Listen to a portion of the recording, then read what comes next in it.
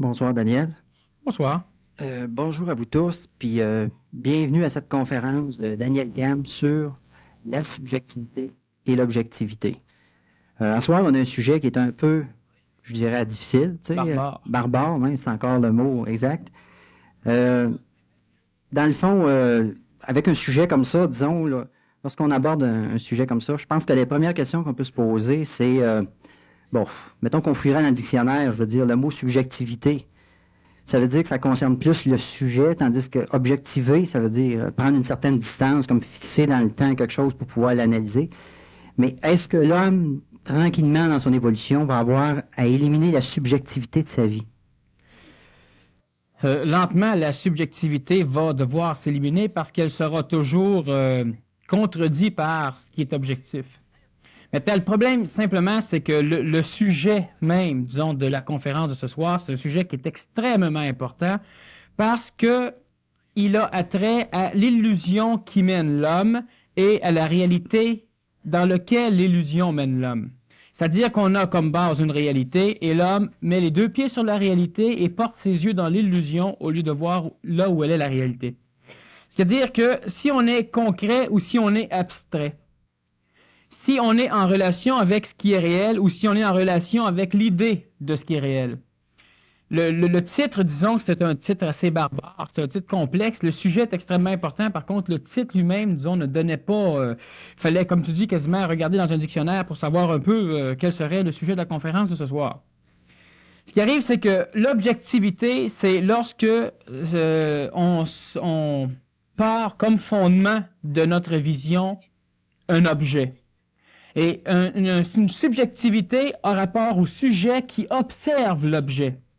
Et lorsque l'on fonde nos conceptions, nos visions ou notre vie, à partir du sujet, donc de nous-mêmes qui observons, on ne peut pas connaître la réalité.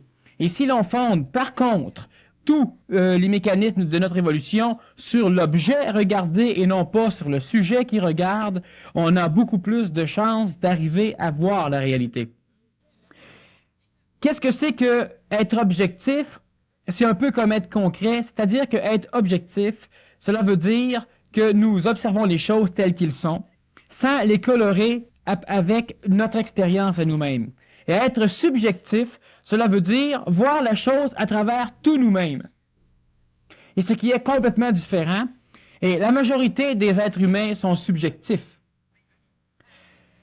Une personne croit avoir un esprit, par exemple, objectif. Elle croit raisonner d'une façon objective. Elle croit être en relation avec la réalité. Mais en réalité, elle est en relation avec sa réalité. L'idée même de base du subjectivisme, c'est que ce qui est réel est ce qui est perçu par la personne. Mais dans la réalité des choses, ce qui est réel est la chose que l'on perçoit et non pas la manière qu'elle est perçue. C'est-à-dire que une chose peut être belle, une chose peut être laide. Ça, c'est du subjectif. Parce que ça dépend des deux sujets. Une personne regarde quelque chose, il le trouve beau. Une autre personne regarde la même chose, elle le trouve laide. Une autre personne le regarde et elle s'en fout. Ce n'est pas être objectif. Pourquoi? Parce que l'objet lui-même est là, il est là. Une rose n'est pas là pour qu'on la sente. Une personne qui marche à côté d'une rose et qui ne la sent pas, la rose a quand même un parfum. C'est objectif. Par contre, si une personne se sent obligée de sentir ou se sent obligée d'écouter la mer sur le bord d'une plage, elle est plutôt dans un monde subjectif. Si elle dit c'est extraordinaire, c'est vrai que c'est extraordinaire. Et l'illusion n'empêche pas cette illusion d'être une réalité. Et c'est là le problème, c'est que même si une chose est subjective, c'est objectif pour la personne qui la vit. Mais c'est subjectif pour une autre personne, c'est-à-dire que on retouche la relativité, cela dépend des personnes. Si on veut que notre subjectivité devienne objective, on doit ne plus être subjectif ou tout le monde être programmé de la même manière. Pour que tout le monde nous puissions tous voir une chose de la même manière. Et pour nous, on va dire c'est objectif, étant donné que c'est la même chose pour tout le monde. Mais en réalité, ce qui arrive, c'est que chaque personne, évidemment, est programmée différemment, c'est-à-dire qu'elle a une éducation qui lui est propre, elle a un vécu, donc une expérience qui lui est propre, elle a aussi une déficience ou une efficience sensorielle qui lui est propre. Donc, à partir de tous ces mécanismes, ce qu'elle perçoit de la réalité, si elle l'accrédite comme étant la chose authentiquement perçue, elle est dans un monde d'illusion. Un monde d'illusion qui sera authentiquement réel pour elle, mais qui sera en réalité faux pour un autre. Donc, la personne est subjective. Il est évident que nous pouvons parler de subjectivité lorsque nous allons observer, par exemple, le cadre d'une société. C'est-à-dire que si la masse voit quelque chose d'une telle manière, c'est objectif. Et la minorité, les marginaux, vont être subjectifs par rapport à la masse. Normalement, tout le monde, nous percevons les sons similairement pareils. Nous voyons les couleurs plus ou moins pareilles, du moins c'est ce que nous croyons.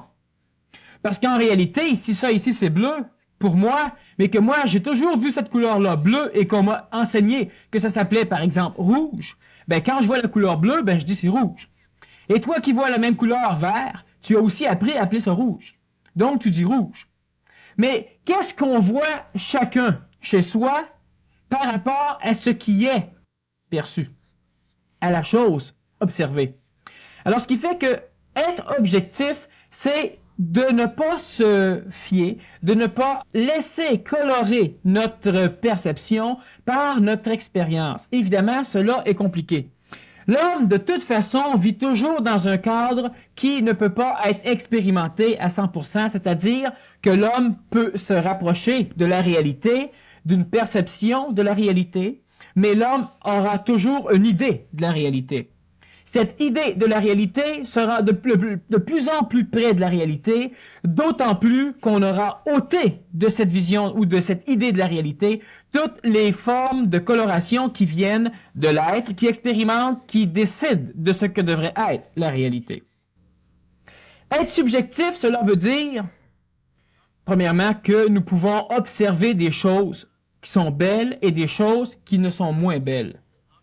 Donc, nous avons un monde duel, un monde divisé en deux, et dans ce monde divisé en deux, on a plusieurs autres divisions, ce qui fait qu'on a un monde pluralitaire. Dans l'objectivité, on a un monde unitaire, unique. Et le fait d'être objectif n'empêche pas l'homme objectif d'aimer quelque chose. Même si dans l'acte d'aimer quelque chose, il est régi par la subjectivité. Lorsque j'aime quelque chose, c'est que la chose vient m'influencer d'une façon qui me plaît. Lorsque j'observe la photographie de quelque chose, cette photo, si elle vient me faire vibrer selon, disons, une forme vibratoire qui me plaît, j'aime la photo. C'est-à-dire que, vu qu'elle me rapporte, je veux la posséder. Mais je suis subjectif, évidemment. Pourquoi? Parce que la photo, je ne la regarde pas comme elle est, je la regarde à partir de ce qu'elle suscite en moi. Et l'homme est subjectif parce qu'il ne peut pas faire pour l'instant autrement que d'observer l'extérieur à partir de ce que l'extérieur suscite en lui. Et plus l'homme va acquérir de l'expérience, plus l'homme va être subjectif. Et c'est être subjectif de penser pouvoir être objectif. Par contre, c'est intelligent de penser à l'objectivité, c'est-à-dire que l'homme, dans sa conscientisation, donc dans son évolution, dans son cheminement, l'homme va finir par se rendre compte que dans ce qu'il perçoit, c'est-à-dire donc dans la chose perçue mélangée avec ce qu'elle stimule en lui, il y a toujours un entachement, il y a toujours un attachement et il y a aussi des déceptions. L'homme qui est subjectif, donc l'homme, disons, conventionnel, c'est-à-dire la masse planétaire, qui vit l'extérieur à partir de ce que l'extérieur suscite en elle, ne peut pas faire autrement que d'essayer de connaître la réalité sans jamais être capable de la percer, la réalité, parce que la réalité, elle est détachée de ce qu'elle suscite chez quelqu'un. Je suis objectif et par exemple, je conte une histoire qui, connaissant la subjectivité psychologique de la population, je conte une histoire qui va les amener à pleurer. Alors, je peux faire un film, je peux conter une histoire vécue ou en inventer une. Mais étant donné que chaque personne va percevoir mon histoire, la forme orale, les mots, selon ce que ces mots vont aller créer chez elle, chacun va vivre une histoire légèrement différente, c'est la subjectivité, mais je sais quand même que la subjectivité humaine, elle est dans un cadre très particulier que l'on appelle la psychologie, que l'on peut appeler l'émotion, les désirs, les peurs, les craintes. Donc, je suis objectif si je suis capable de me rendre compte que la subjectivité, elle est là. Et si je peux arriver à la cerner d'une façon telle que je peux m'en servir pour arriver dans cette subjectivité de l'homme, à manipuler la subjectivité psychologique de l'homme de façon à ce qu'il puisse se rapprocher de l'objectivité. Et évidemment, c'est compliqué ce que je dis là.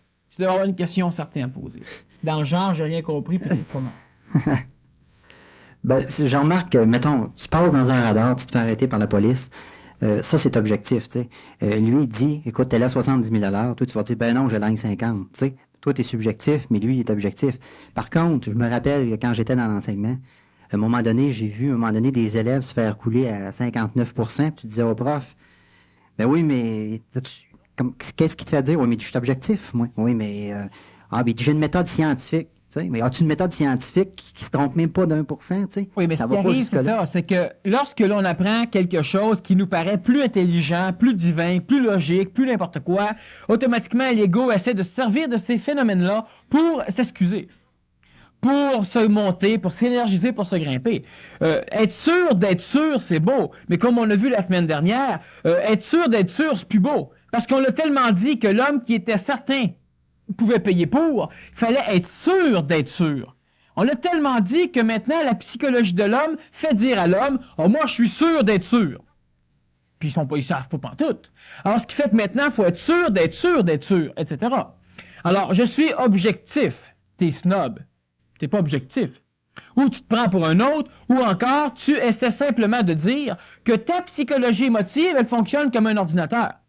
Ce qui est totalement faux, parce que tu avais juste à regarder ton prof objectif, puis à l'envoyer aux toilettes, hein, ou à lui dire simplement que pour un gars objectif, il y avait un drôle de nez, puis tu aurais vu immédiatement que l'objectivité serait transformée en subjectivité. Ce que tu as dit là, ça n'aurait pas été analysé par sa méthode scientifique, parce que un mot, c'est un mot.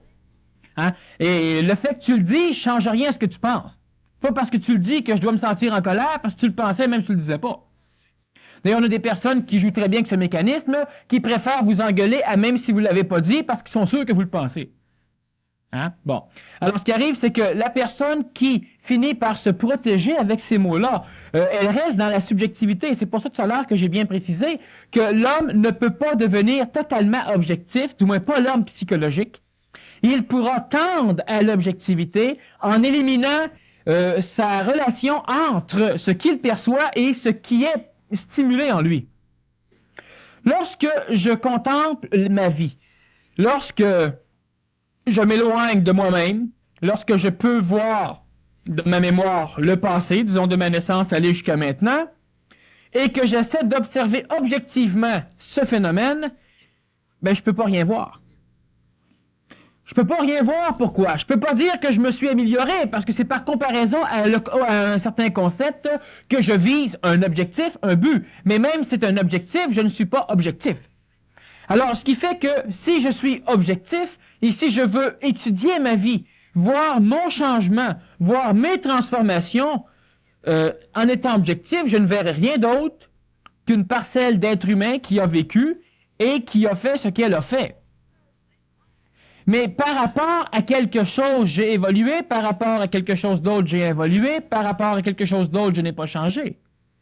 L'homme qui s'observe est subjectif parce que l'image qu'il a de lui crée en lui quelque chose, c'est-à-dire que l'homme subjectif a une idée de ce que devrait être l'objet, ce qui devrait être objectif. Donc, il a une idée de ce que devrait être la réalité.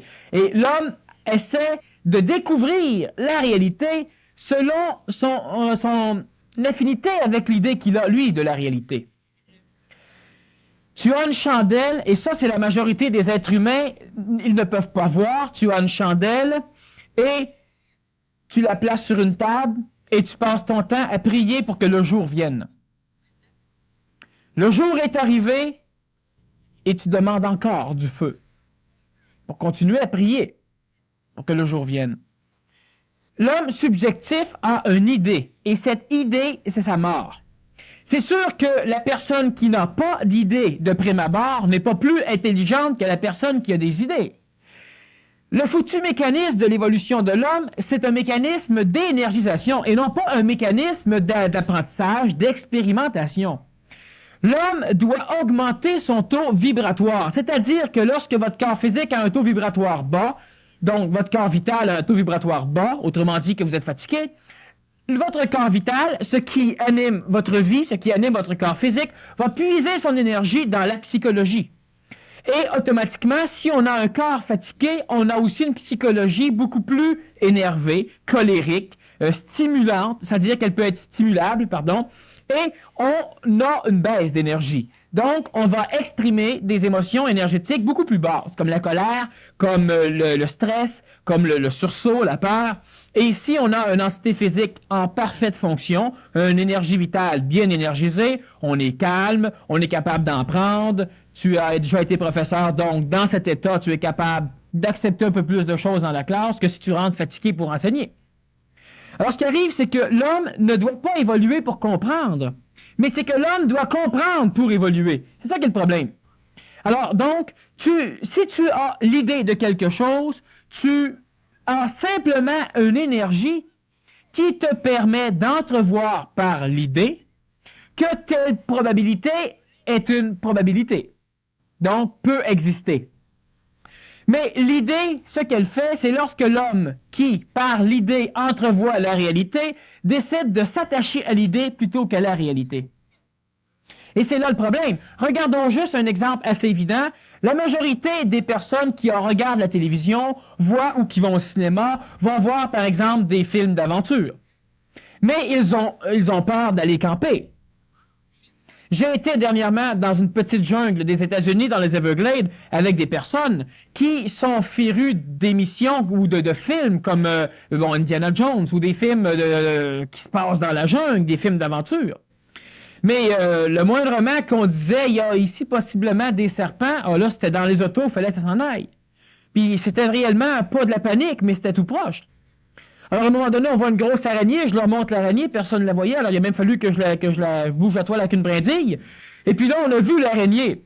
Et puis l'araignée, ben là, c'était plus là, tout le monde fouillait partout, il y en avait plein partout. Être subjectif, c'est ça, c'est qu'à un moment donné, tu as l'idée de la réalité et tu te complais dans l'idée. Mais tu n'as pas besoin d'expérimenter la réalité parce que c'est suffisamment énergisant pour ta psychologie, l'idée de la réalité. Une tarentule, c'est pas dangereux. Une mygale non plus. C'est sûr que si tu t'assis les deux fesses dessus, il peut y avoir certains problèmes, à moins que tu pèses assez. Mais sinon, il n'y a pas de danger. Vois-tu, dans les populations sous-développées qui vivent dans la jungle et qui ont vaguement entendu parler du Canada, ils savent très bien que c'est invivable ici. Parce que premièrement, on a un hiver où il peut tomber 8, 9, 10 pieds de neige. Alors, ouvrir ta porte un matin, puis tu as 10 pieds de neige qui l'empêche d'ouvrir, tu vis pas, là. En plus, on sait très bien, parce qu'on a vu des films, que les loups attaquent l'homme en meute. Ça attaque même des campements puis des villages.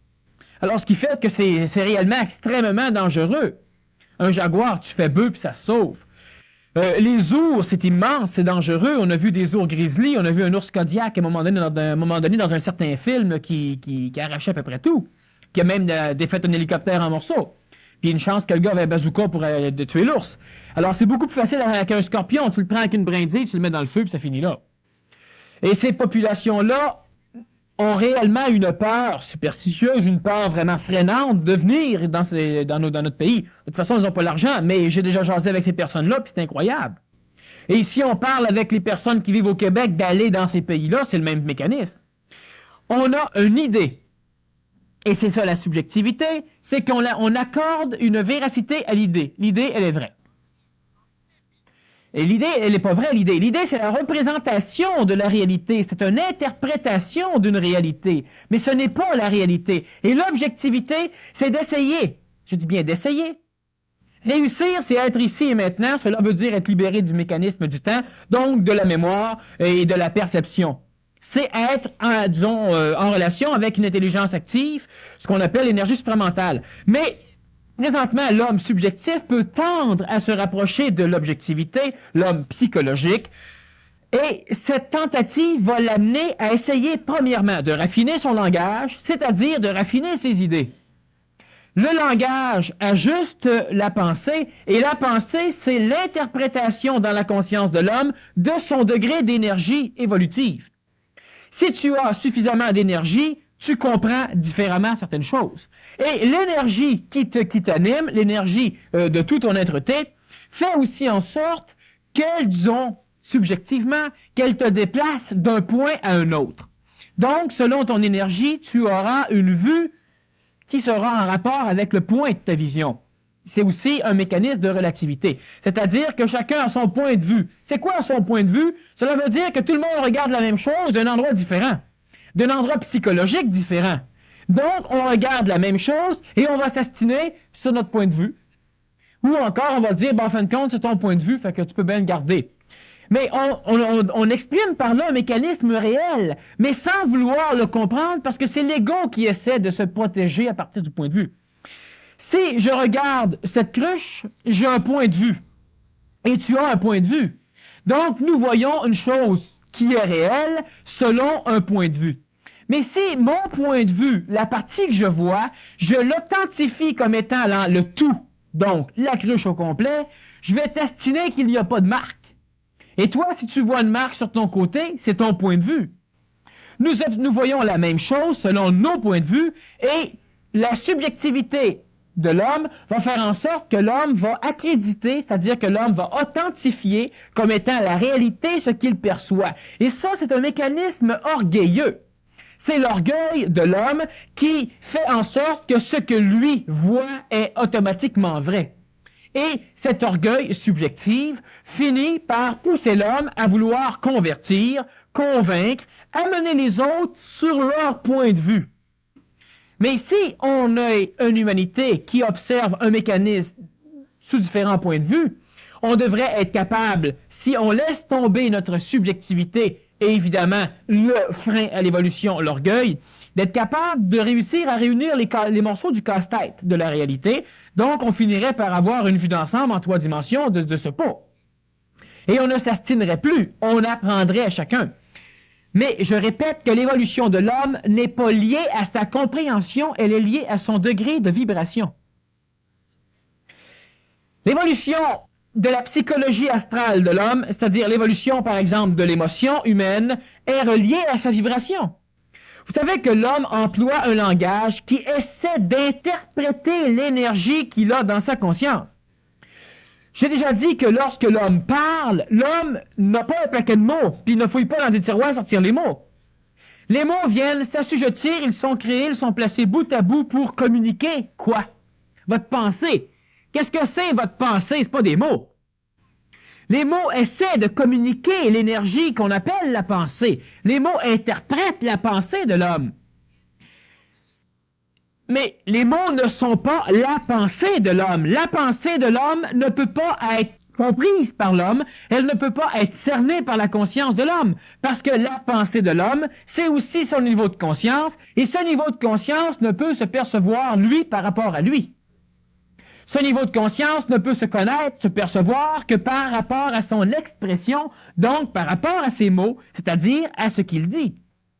Et nous comprenons la pensée d'autrui à partir de ce qu'il dit, de ce que nous entendons et de ce que ces mots viennent susciter, viennent créer chez nous. Ce qui fait que de penser que toi tu penses ça, c'est d'être subjectif, parce que déjà que tu n'as pas exprimé réellement l'énergie de ta pensée, de ta conscience, et en plus, moi, j'ai interprété ton langage pour pouvoir essayer de comprendre. L'homme ne peut pas comprendre sa pensée, l'homme ne peut pas connaître sa pensée, l'homme ne peut qu'exprimer sa pensée. Et l'homme ne connaît sa pensée qu'à partir de ce qu'il exprime de sa pensée, ce qui est un bon moyen de mesurer, de jauger la pensée. Mais cela n'a rien à voir avec l'état réel de la pensée de la personne qui parle. La personne qui parle a automatiquement un niveau de pensée supérieur à ce qu'elle dit. Mais elle est limitée par sa connaissance du langage, elle est limitée par des mécanismes neurologiques qui vont faire en sorte qu'elle devra parler plus lentement, ou elle devra bégayer, ou elle devra, etc. Évidemment, on a la psychologie qui peut intervenir. Elle est limitée aussi par le langage qu'elle emploie. Si nous sommes tous télépathes, automatiquement, à l'instant, donc dans l'instant présent, dans l'instantanéité, ce que je pense, vous le pensez. Donc, énergétiquement, c'est la même chose. Mais tu ne percevras pas mon langage télépathique comme étant un langage oral. Tu n'auras même pas besoin de mettre en mots ce que je pense, car tu le penseras. Et si tu le mets en mots, tu pourras dire que c'est ta pensée. Et nous avons pensé à la même chose en même temps. L'homme subjectif attache de l'importance à ce qu'il perçoit de la réalité et il comprend que cette perception est la réalité. Alors que, en vérité, la réalité est une chose qui ne peut pas être connue par l'homme, qui ne peut qu'être perçue par l'homme, et étant perçue par l'homme, c'est une interprétation de cette réalité, donc de cette chose objective. Se rapprocher de l'objectivité, c'est essayer d'éliminer au maximum tous les mécanismes émotifs dans la perception comme dans l'expression. Si je suis objectif, j'essaie donc, ou je ne suis plus émotif dans ma perception ni dans mon expression. Mais je peux être émotif au niveau de mes propres corps, au niveau de moi-même. Mais je ne suis plus obligé, je ne suis plus assujetti à percevoir à travers un filtre coloré par l'émotion. Parce qu'il y a une forme, je veux dire, si on prend ton exemple, moi je vois l'anse ici, c'est parce qu'il y a une forme sur le plan matériel. Je veux dire, aussitôt que le plan matériel disparaît, la subjectivité puis l'objectivité, là, cette séparation-là disparaît également. Parce que si on regarde dans l'énergétique chinoise, le signe, là, je veux dire, à un moment donné, ils vont dire le ciel est yang, mais par contre, l'énergie qui descend est yin, ou la terre est yin, mais l'énergie qui monte est yang. Donc, il y a comme un mouvement continu là-dedans. Il n'y a plus d'objectivité puis de subjectivité. Là. C'est qu'il y a une perception par l'homme. Au niveau du plan de la matière, il y aura toujours une espèce de dualité. C'est-à-dire que cette dualité, elle est expérimentée par un homme, par un être évolutionnaire, un être psychologique surtout, qui est obligé de matérialiser ses énergies pour arriver à savoir qu'il est là. Si vous ne souffrez pas, si vous n'avez pas de plaisir, si vous n'êtes pas distrait, si vous n'êtes pas achalé, si vous n'êtes pas à un moment donné écœuré de quelque chose, ben vous ne pouvez pas savoir que vous vivez. L'homme, on est obligé, et d'ailleurs la vie le fait, l'homme lui-même le fait, l'homme est obligé de se faire mal à une jambe pour découvrir qu'il a une jambe. L'homme est obligé de matérialiser sa connaissance pour se rendre compte qu'il est là. Mais ça, c'est un jeu égoïque. C'est l'ego qui recherche une identification à lui-même et qui est obligé, pour savoir qu'il est là, de créer un cadre. On l'a vu de toute façon dans plusieurs conférences. Et, en l'occurrence, la pensée de l'homme est obligée d'apparaître sous une forme. Et la forme, c'est une interprétation d'une réalité. La réalité n'a pas de forme. Mais l'homme la rend formelle, l'homme lui donne une forme et l'homme accrédite cette forme. Lorsque vous pensez, présentement, certains d'entre vous pensent, pour savoir que vous pensez, vous êtes obligé de mettre un mot. C'est une forme. Et c'est matériel, un mot. C'est enregistrable. Vous êtes obligé de dessiner quelque chose. C'est une forme. De colorer, c'est une forme. Sinon, comment pouvez-vous savoir que vous pensez? Si vous ne savez pas que vous pensez, est-ce que vous pensez quand même? L'homme pense continuellement, même si ce n'est pas rendu matériel, c'est-à-dire même si ce n'est pas en mots. Parce que si je vous pose une question, vous pouvez répondre immédiatement. Vous n'avez pas été obligé de répéter la question, de réfléchir à la réponse nécessairement. Et lorsque l'homme s'évertue à descendre dans la matière sa réflexion, donc à savoir qu'il pense, puis qu'il réfléchit, puis qu'il médite, là, ben l'homme perd de l'énergie, l'homme se fatigue, l'homme s'épuise, l'homme peut aussi avoir mal à la tête, qui est une forme de stress. Donc, l'homme qui prend la pensée, l'énergie de la pensée, et qui la met dans la matière, bon, alors, il faut que j'aille là-bas, s'il faut que j'aille là-bas, enfin, il joue aux échecs. Bon, ben là, il a mis ça, il a fait ça, il a fait ça, il a fait ça, il a fait ça. Mais on a des personnes qui jouent aux échecs, qui jouent drôlement plus rapidement, puis qui perdent pas plus souvent que ça. Lorsque l'homme a besoin de matérialiser son cheminement, il ralentit le cheminement de la pensée. Mais l'homme est obligé de matérialiser, donc de rendre matière, sa pensée pour savoir qu'elle est là. Donc, l'ego a l'impression qu'il existe parce qu'il se perçoit. La subjectivité, c'est toujours relié à l'ego. C'est toujours relié à l'expérience. C'est-à-dire que plus tu as d'expérience, plus tu vois l'extérieur à partir de l'expérience. Donc, qu'est-ce que c'est voir l'extérieur à partir de l'expérience? C'est que je ne me fous de l'extérieur. Tout ce que je veux, c'est que j'observe simplement ce que l'extérieur crée en moi. Et selon mon expérience, je limite certaines réactions comme j'amplifie d'autres réactions. Alors moi, je ne veux pas voir la réalité. Je veux écouter voir qu'est-ce qui se passe derrière la porte de ma chambre. J'entends un grognement, j'observe ce qui se passe en moi, et ce qui se passe en moi est ce qu'il y a de l'autre côté. Et si c'est amical, j'ai hâte. Si c'est épeurant, j'ai peur en maudit. L'homme qui expérimente, l'homme d'aujourd'hui, a un gros frein au niveau de son évolution, c'est qu'il se fout, mais c'est pas volontaire, mais il se fout de la réalité. Il ne veut vivre qu'à partir de ce qu'il connaît, donc de l'expérience de la réalité, de l'interprétation de la réalité. Donc l'homme se voue à être subjectif. Et ce n'est pas parce qu'à un moment donné on dit « je suis objectif » que ta subjectivité disparaît. Elle reste subjective. C'est pas parce qu'on met un mot que ça change grand-chose. Vous avez juste à dire que vous volez, et puis sortez par les fenêtres quand vous allez faire sortir d'ici, vous allez voir, vous ne volerez pas. Vous allez voler un bout de temps, mais pas longtemps. Alors, ce qui fait que le fait de dire « je suis objectif » ne change rien dans la réalité des choses. L'homme n'a plus besoin, et ça, c'est lamentable, ça va passer. L'homme est suffisamment intelligent et suffisamment donc énergisé pour que cela passe. Mais l'homme est, et c'est donc une situation lamentable, est en train de se créer un cadre complètement subjectif qui lui donne l'impression d'évolution, l'impression de sécurité. Ce ne sont que des impressions, l'impression de plusieurs choses, et il se contente. Expérimenter quelque chose, cela veut dire vivre, donc traverser un événement avec tous ses corps, donc le corps physique, pas juste le corps psychologique, le corps astral, pas juste le corps mental. Cela veut dire, à travers un événement, expérimenter ou éprouver les 4 corps planétaires, donc le physique, le vital, l'astral et le mental. Et là, il y a donc expérimentation, c'est-à-dire que là, l'homme peut vérifier si ce qu'il a comme expérience ou comme croyance ou comme idéologie ou comme concept ou comme philosophie est en relation avec ce qui se passe réellement à l'extérieur de sa psychologie. L'homme qui veut donc, c'est ce qu'on appelle d'ailleurs une initiation, c'est le vécu. Mais si un jour, une personne qui... On a l'exemple simplement dans les cours de premiers soins.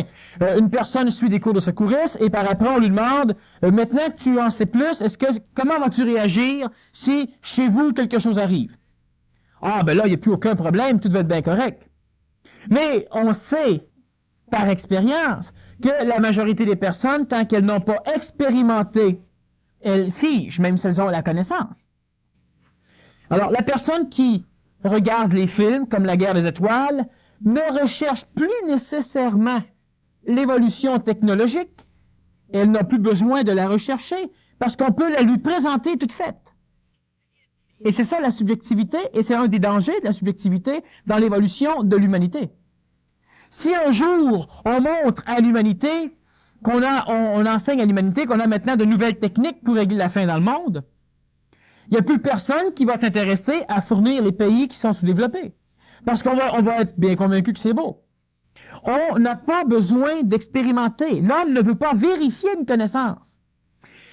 La réincarnation, elle nous plaît, elle nous rassure. Et si nous savons que nous croyons à la réincarnation parce que cela nous rassure, cela nous permet de bien dormir le soir, bien, nous sommes un peu plus objectifs que si nous disons, ben oui, c'est vrai. Ça ne peut pas en être autrement. Là, on est subjectif, on n'a même plus besoin d'expérimenter. Et l'expérimentation est une chose qui est extrêmement vitale pour l'homme. Il doit expérimenter. Et d'ailleurs, la vie pousse les enfants à expérimenter et les parents qui recherchent la sécurité, c'est-à-dire que lorsque l'homme expérimente, à un moment donné, il finit par avoir suffisamment d'expérience pour se créer un cadre qui exclut l'expérimentation, enfin qui exclut du moins le désir d'expérimentation, la vie quand même les force expérimenter, et automatiquement, ces personnes ne veulent pas que leurs enfants expérimentent. Et elles ne veulent pas qu'ils souffrent. Pourquoi qu'ils font tout ça? Je leur ai dit, puis ils font pareil. Ils doivent expérimenter pour que cela devienne pour eux une réalité. Et cette réalité sera de toute façon une illusion, une subjectivité, et non pas une réalité, mais eux en seront plus proches, c'est-à-dire qu'ils seront beaucoup plus objectifs dans cette illusion que s'ils accréditent simplement ce que les adultes vont leur enseigner. L'expérimentation peut se faire de différentes façons. Ce n'est pas nécessaire, évidemment, d'aller au Bangladesh pour connaître la fin. Bon, mais n'empêche que la personne qui, à un moment donné, finit par jouir de voir tout ce qui se passe, par exemple, à la télévision ou dans des films, elle n'a plus besoin de sortir de chez elle. Elle n'a plus besoin d'aller nulle part.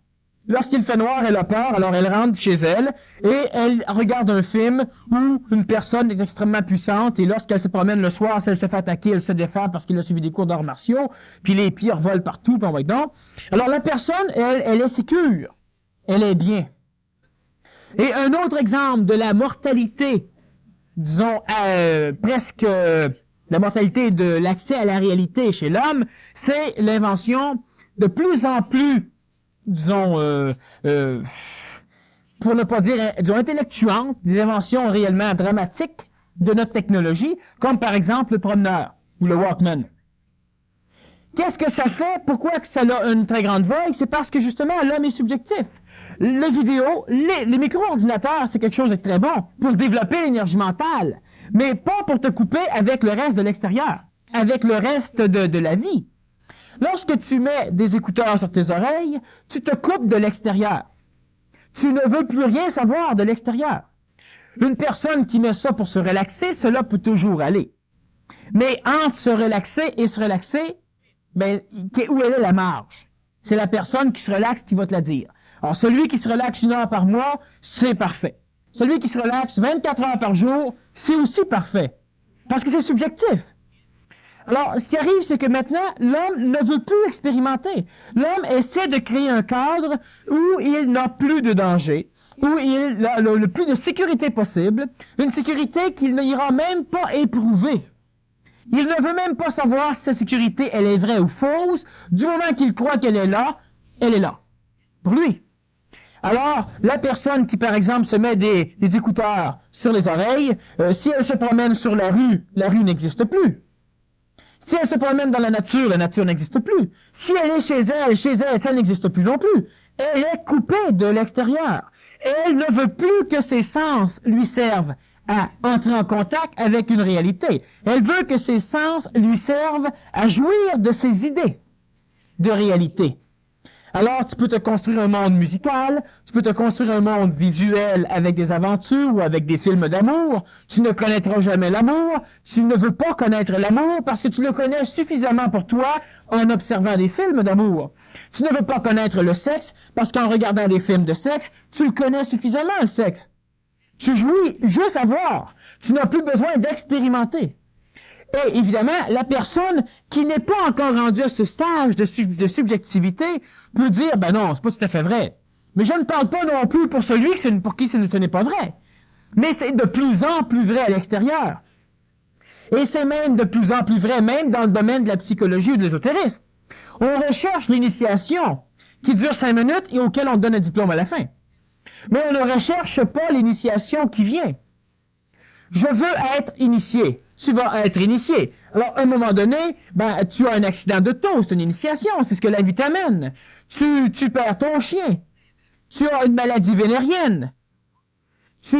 Plusieurs phénomènes dans le genre. Et ce sont des initiations que la vie t'amène, mais là, tu ne les vois pas comme initiation, c'est pas ça que tu voulais avoir. Tu voulais avoir comme dans le film. Mais c'est ça le gros problème. L'homme est totalement subjectif, mais l'homme peut tendre à l'objectivité, et évidemment, plus l'être se conscientise, normalement, plus il tend vers l'objectivité, donc plus il s'éloigne de la subjectivité. Mais l'homme la masse a une grosse tendance parce que ce n'est pas l'intelligence de l'homme qui se sert de la technologie ou de ce qui est technologiquement créé, mais c'est toujours son ego, sa psychologie. Tu as un micro-ordinateur chez toi et tu t'en sers pour créer, c'est parfait. Mais il faut que tu sortes de chez vous de temps en temps. Tu as un moniteur vidéo, c'est merveilleux. Tu vas te louer des films, tu en copies, tu en vends, tu fais ce que tu voudras avec, et tu ne fais que rester devant ton écran de télévision. Tu n'as plus besoin de camper. Pourquoi? Parce que tu te mets de l'encens X ou une petite huile naturelle dans ton humidificateur et tu peux regarder des paysages. Mais l'homme se refuse de plus en plus d'entrer en contact avec l'extérieur. Même ceux qui vont dans la nature amènent des phénomènes qui leur permettent d'ignorer la nature. Et ça, c'est la subjectivité. L'homme a toujours été subjectif, sauf que ce qui arrive, c'est que l'homme, présentement, a les possibilités énergétiques ou mentales d'être de plus en plus objectif, c'est-à-dire de voir la réalité comme elle est, et non pas de voir ce qu'il voudrait qu'elle soit. Et malgré que l'homme a de plus en plus de possibilités d'être objectif, il se crée de plus en plus d'instruments pour empêcher cette objectivité. À l'autre opposé de ça, je jasais avec quelqu'un justement à midi qui me disait, il dit, moi l'ésotérisme, ça m'intéresse, mais il dit pas tout de suite parce que j'ai des problèmes financiers, j'ai des tas de choses à régler, donc il était quand même assez groundé, tu sais. Je remarque qu'il y a des personnes qui sont genre philosophes, genre psychologues, qui vont quand même avoir au moins un ami qui est bien structuré comme pour objectiver leur vie. C'est quand même une étape qui est quand même sage dans un sens. Être objectif, c'est aussi être efficace. Évidemment, être efficace, c'est sage. Si on a comme concept de sagesse que être sage, c'est être efficace. Bon. Alors, ce qui arrive, c'est ça. C'est que la personne, de toute façon, montre-moi une personne qui n'est pas subjective dans son évolution, et c'est une personne que tu devras peut-être écouter de temps en temps. La personne qui veut évoluer le veut à partir de conception qu'elle a elle-même de ce qu'elle est, elle, de ce qu'elle pourrait être, et surtout de ce qu'elle va gagner à être, cette nouvelle chose. Parce que l'homme ne veut pas évoluer parce que c'est intelligent de s'améliorer. L'homme veut évoluer parce que l'homme va bénéficier de quelque chose en évoluant. C'est pour ça que l'homme veut évoluer. Et c'est pour ça que chaque fois dans l'évolution de l'humanité, dans l'évolution de la planète, on a toujours fait miroiter des petits cadeaux à ceux qui évoluaient. Parce que l'homme ne veut pas évoluer parce qu'il en comprend l'écologie. L'homme veut évoluer parce qu'il voit un plaisir dans l'évolution, ou du moins une élimination des souffrances. Alors, donc, l'homme qui veut évoluer, le philosophe, ou le moraliste, ou celui qui est dans une secte, ou celui qui est religieux, bâtisse toujours son chemin à partir d'un égrégore de plaisir, même s'il appelle ça la foi. Pourquoi l'homme veut avoir foi en quelque chose? Pour arrêter de se poser des questions. Il veut donc s'exprimer à l'extérieur. Et en arrêtant de se poser des questions, l'homme élimine donc le doute. Et le doute chez une personne non suffisamment énergisée, non suffisamment prête, est synonyme de souffrance. Synonyme d'absence de sécurité. Donc de souffrance. Mais encore là, c'est une subjectivité psychologique. C'est l'être qui a été éduqué, on pourrait dire programmé, l'être qui a expérimenté dans une société préétablie, qui finit par voir la réalité, les mécanismes de l'évolution, comme étant des freins à l'évolution. L'homme qui recherche le paradis s'est souvent demandé, mais qu'est-ce que m'a foutu une fois dans le paradis? M'as-tu joué de la harpe tout le temps? Qu'est-ce que je vais faire au paradis? À part tirer la chasse d'eau des nuages et faire pleuvoir sur la terre. Qu'est-ce que je vais faire là? L'homme veut arriver à quelque chose où il n'aura plus de souffrance, mais à la condition de ne pas perdre ses plaisirs. Mais cette condition subjective de ne pas perdre ses plaisirs crée chez l'homme la peur de perdre ses plaisirs, donc amène automatiquement, par le désir de garder les plaisirs, la souffrance. Et lorsque l'homme n'a pas le plaisir, au lieu de voir ce qui est comme c'est, il voit ce qui est comme il veut le voir. L'homme se dit que j'ai déjà été, je ne suis plus. Donc, il vit une perte d'énergie et l'homme s'attache donc au passé, à ce qu'il était, ce qui le fait souffrir. Parce que ce qu'il était n'est plus dans la réalité, donc l'homme est insécure, l'homme broute, l'homme cherche. Il est évident qu'il y a certaines personnes qui, par ce désir psychologique de se rassurer, de s'améliorer pour plus de plaisir, ont augmenté le schéma, disons, la possibilité d'évolution sur la planète. C'est-à-dire qu'ils ont créé une technologie qui permet à l'homme de se libérer des contraintes matérielles. Ils ont créé, par exemple, une technologie qui permet à l'homme de guérir ses problèmes pathologiques. Ils ont créé des mécanismes qui permettent à l'homme d'instruire et d'enseigner. Ils ont créé plusieurs formes de mécanismes qui sont intelligents, mais qui, hélas, n'ont pas été créés parce qu'ils étaient intelligents, mais ils ont été créés parce qu'ils rassuraient. Et c'est là le foutu problème. Donc, même si le mécanisme est intelligent et qu'on envoie l'intelligence, il est rarement construit intelligemment. Parce qu'il est construit pour rassurer. Du moment que ça rassure, parfait.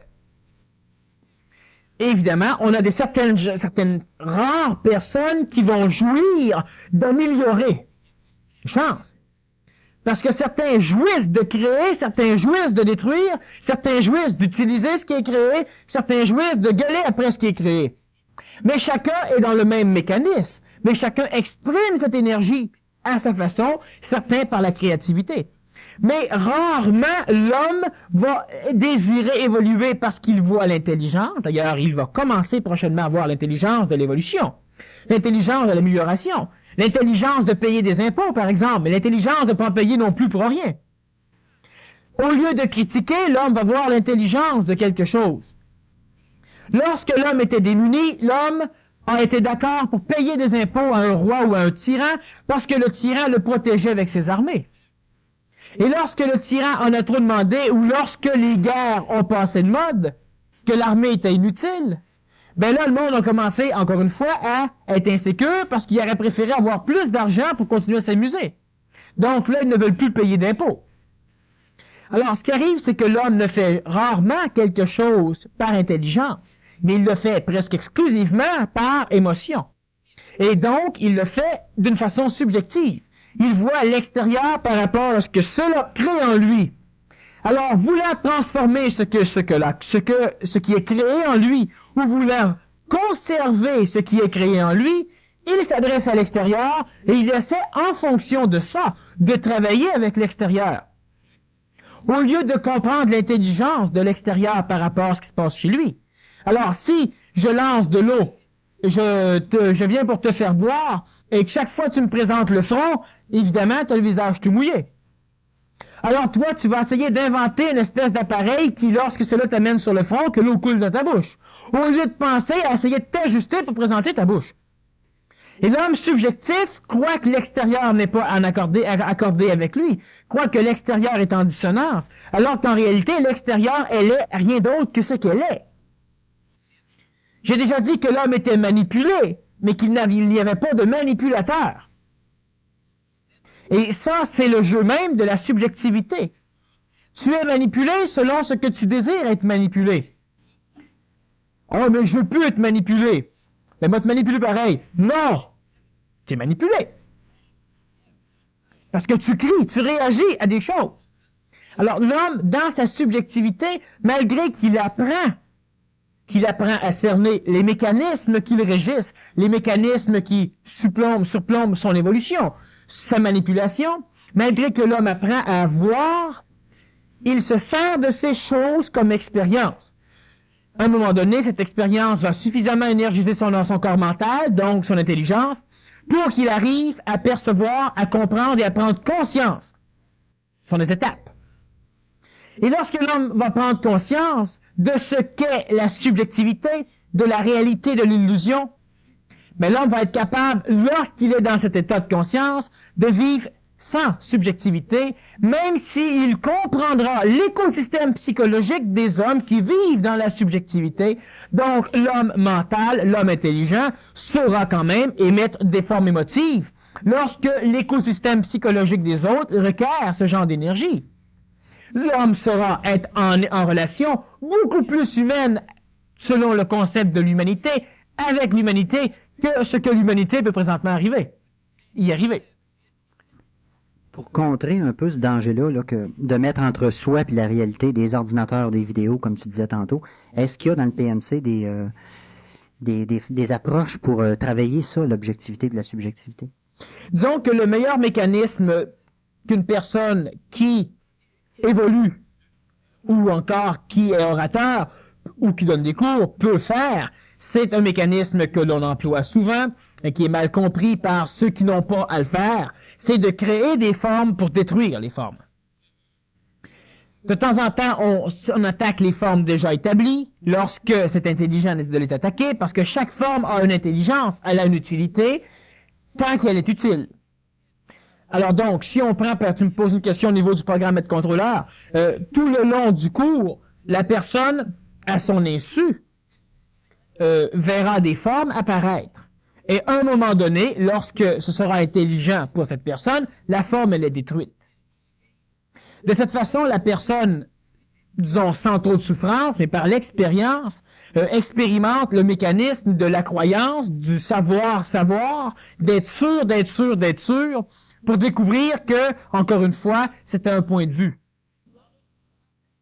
Alors donc, on a un mécanisme qui, évidemment, permet à la personne d'essayer de se rapprocher le plus possible de l'objectivité.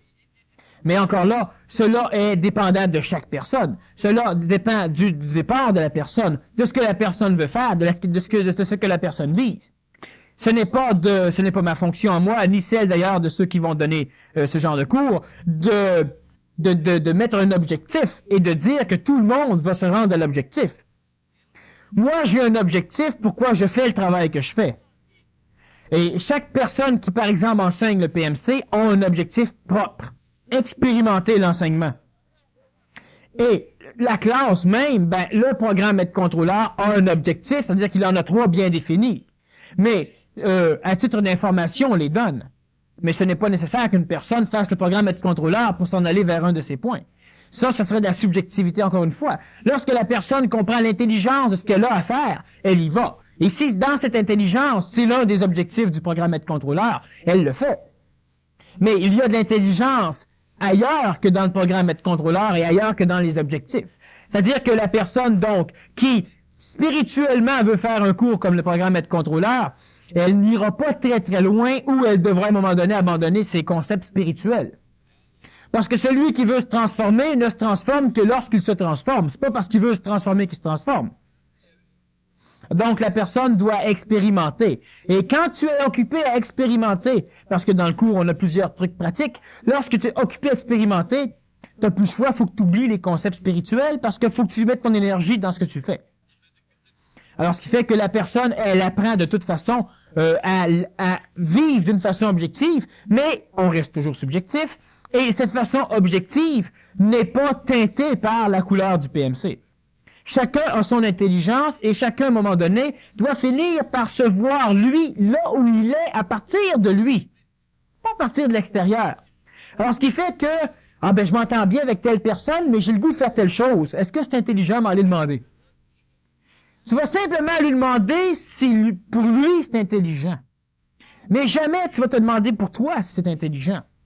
Alors, moi, donner un conseil, par exemple, à quelqu'un, que tu veux, je te dis, fais-le, tu vas voir si tu avais à le faire ou non, si tu n'avais pas à le faire. Mais il n'y a personne qui peut objectivement savoir pour un autre ce que l'autre a à faire.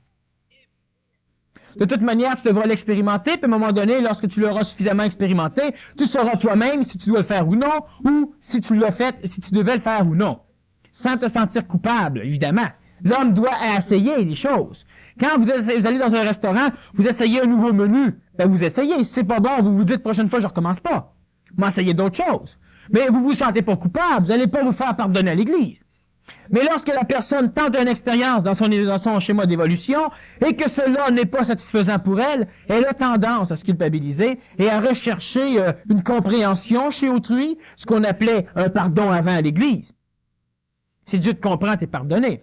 Mais si l'homme te comprend, t'es pardonné aussi. Mais si tu te comprends, toi aussi, t'es pardonné.